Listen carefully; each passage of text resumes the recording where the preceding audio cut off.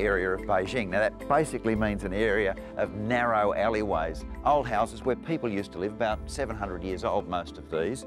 We're not far from the Forbidden City, so this was the classic gridded system. These always seem to run east-west, and what I love about it, the beginning of, you know when you go to a hotel, that star system? Well, they put above their doors these little green things, and that tells the world whether you're rich or poor or whatever. This is a 2-star house, so they're middle class. If they had 4 of these, it means they're reasonably upper class and wealthy. Now, there's a few interesting things to note. For a start, most doors in China have this sort of bar of wood across the bottom of it. Now, that's because evil spirits might come into your house.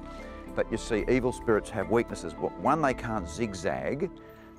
So that if you have some sort of a screen inside there, they can't get past that. But they can't bend their knees. They can't do that. So if they have to step over that piece of wood, well, they can't go in. So that keeps the evil spirits out. So it's a wonderful little concept here, but this is how and where the people lived. Now, you're wondering in these Hutongs what the houses are like and so on. Well, they're basically normally built around a quadrangle, in other words, a central area, a bit like a patio in Spain, and with a whole number of families all joining in on that one area. Here we go. This to me is quite fascinating. There's a whole little world in microcosm here. You've got a number of aviaries here. This one, I think, would from time to time contain edible birds, but also rabbits and things. But they've actually got some racing homing pigeons, so they're very much into their, you know, pets and advanced ones at that. I love all this. Quite a few flowering plants, lots of edibles. This is the way goldfish have been kept for over 1,000 years. Glass aquariums are pretty modern. This sort of thing is typically what they were displayed in, and that's why most goldfish and koi carp have the best of their colours on the top of the fish, because you're always looking down on them from above.